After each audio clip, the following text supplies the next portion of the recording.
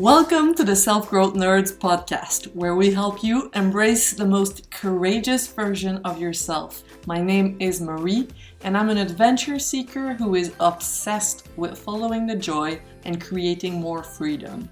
If you're eager for deep conversations, big questions, and meaningful connection, join me on the quest to discovering how we can live a more magical and memorable life.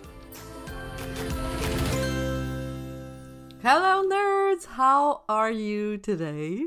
I'm good, but this week I'm going to skip the small talk and jump straight into it because I'm making a case against niceness. Stop being nice and likable. Be kind, yes, but do not keep yourself small and constrained.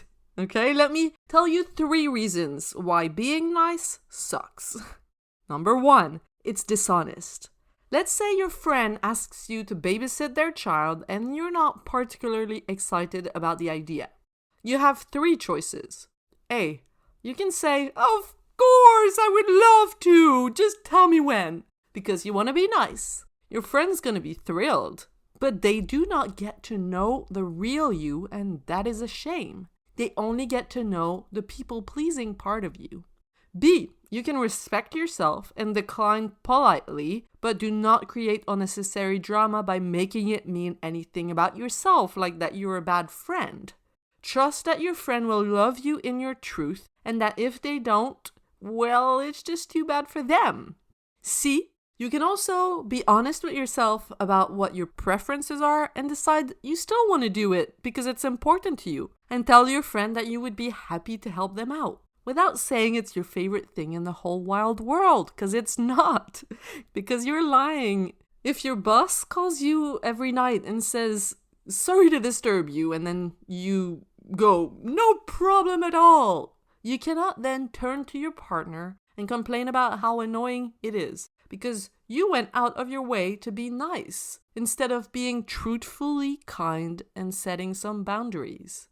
2, being nice hurts you, and it hurts your loved ones. If you say yes to everything that passes just because you want to be nice, you're compromising your time doing what lights you up and the time you could spend connecting with your loved ones. If you pick up the phone when your boss calls every night, it hurts not just you, also the people you were spending time with. Here's a mind-blowing idea for you. If your colleague, for example, spends all of their lunch break telling you about their boring renovation work, you don't have to listen. We do, however, because we want to be nice. We'd rather sit there and complain about them in our minds than say something like, "Oh, sorry, I gotta go," and go take a walk outside. I worked in the design studio where the receptionist didn't have lunch with us. She sat in a corner of the office reading her novels. Back then, I remember thinking, I wish I had the courage to do that once in a while. I also worked in a TV studio where one of the technicians did the same. If you want to have lunch with everyone, please do. But if you'd rather do something else, but are worried about your colleagues judging you or liking you less, then it's up to you. But at least let's be honest with ourselves about it, okay? Instead of getting home feeling frustrated and complaining about how Linda at work is sucking your soul and how you have no time to read anymore, then be honest. I've been there and it doesn't serve us. It doesn't serve those around us either. Here's another example. Your kid doesn't want to hug a person in your family because it makes them uncomfortable. You tell them, "Be nice, just do it," instead of respecting their truth because you believe it's more important to be liked than to be loyal to yourself. Of course, if your kid's truth is to jump off a tree and fly, please don't let them. But if it's just a matter of being liked, then be careful not to transfer your insecurities onto someone you love. It's mad how often we neglect ourselves and those who love us unconditionally for the approval of people we wouldn't even want to hang out with. So, what would you do or how would you be if you weren't worried about people liking you? Think about that. And number 3, being nice is the opposite of being empowered.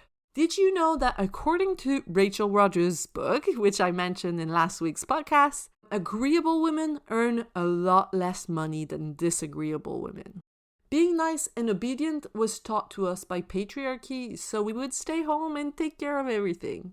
But we must unlearn it if we want to be free.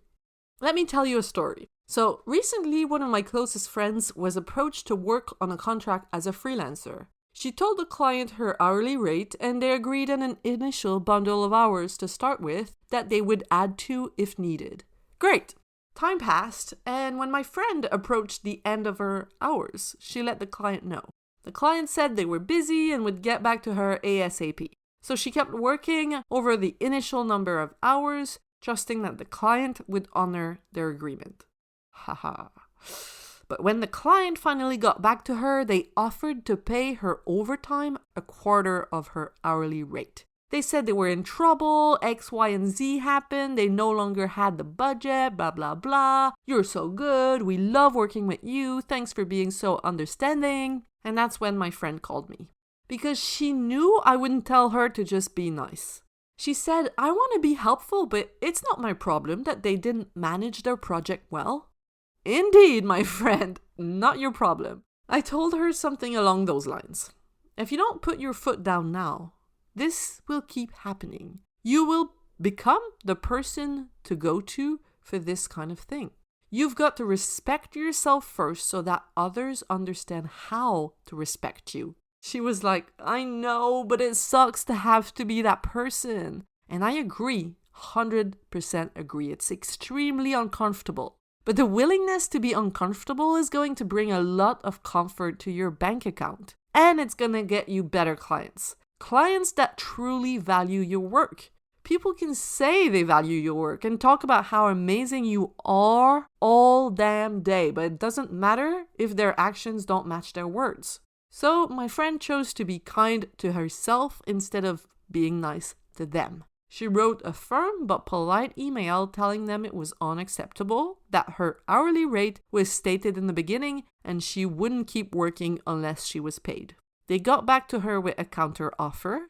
She negotiated with them and agreed to a slightly lower number than that made her feel like she was showing kindness but still respecting herself. She also clarified that she was helping them out and that this was never going to happen again. Does the client think less of her for that? Perhaps they do, but I doubt it. I would guess that they're more likely to be annoyed with themselves and to have a higher level of respect for her. That's my 2 cents. You've got to give others the permission to respect themselves by respecting yourself first. So, look at your life and ask yourself, in which situation does being nice make you feel a little powerless? Think about how you could regain that power through a slightly uncomfortable conversation and learn to be okay with not being liked. Being okay with not being liked is a liberation. Yes, our brain are wired for belonging. We want to be part of the tribe because being rejected used to mean that we would die. But the times have changed, so we need to rewire our programming. You're not going to die if your colleague dislikes you because you stopped replying to their every request. You're not going to die if your date thinks you're not their type. You're not going to die if your friend thinks you're boring for not wanting to go out. You are safe. The worst that will happen is an uncomfortable feeling created by your thoughts about the situation. If you think it's the end of the world, it's going to feel like the end of the world. But whatever the feeling, you can move through it and be free on the other side. If you do the work of learning to handle any feeling, then you are free.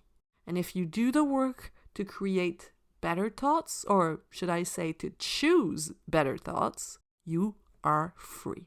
In the wise words of Glennon Doyle, it doesn't matter what others think of your life, but it matters supremely what you think of your life because you're the one living it. Even if 100 people dislike you, it doesn't matter if you're creating a reality that lights you up. I don't see how someone can like Oprah, but I'm sure some people do. Does she care? No, she doesn't, because she's too busy living her best life. So go ahead and create a vision for your life that's bigger and more important than the discomfort of disappointing someone.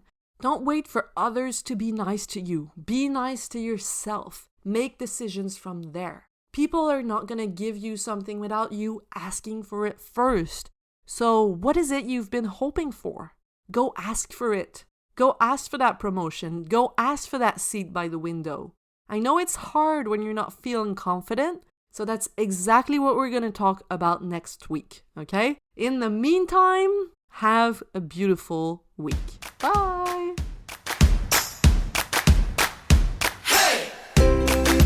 You just listened to the Self-Growth Nerds podcast. I hope you enjoyed.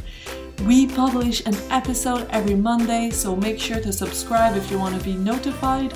I want to thank my friend Etienne Garano for editing this, and I want to thank you, kind-hearted souls, for doing the inner work necessary to grow into your truest self and make the world a better, more beautiful place. My name is Marie, and I will talk to you next week.